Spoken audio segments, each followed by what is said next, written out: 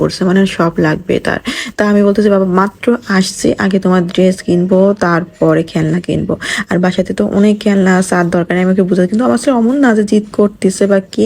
তারপরে ওকে জুতা কিনাতে নিয়ে গেছে, মেন উদ্দেশ্য হচ্ছে ও একটা কার্টুন দেখে যেখানে বাবা মা বাচ্চার জুতা কিনে দেয়, তো সেটা দেখার পরে আমাকে শুধু বলে জুতা কিনে দেওয়ার জন্য।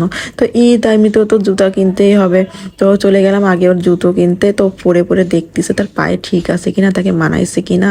তো বারবার আয়নার সামনে আসতেছে, নিজে নিজে চয়েস করতেছে, মানে ওর পায়ে যখন ওর দেখতেছে না আমি আরাম পাচ্ছি হেঁটে, তখন সে মানে ওটাতে মাথা নাড়াচ্ছে। তার ভিতরে আমি ওকে একটু খাওয়াই দিলাম, কারণ ক্ষুধা লেগে গেছিলো আমার সোনার। কেন ওর খাবারটা নিয়ে আমি সবসময় বের হই, যদি রাস্তায় খিদে লেগে যায় বা জ্যাম পড়ে যায় তখন তো একটু কিছু মুখে দেওয়া লাগে, তাই না?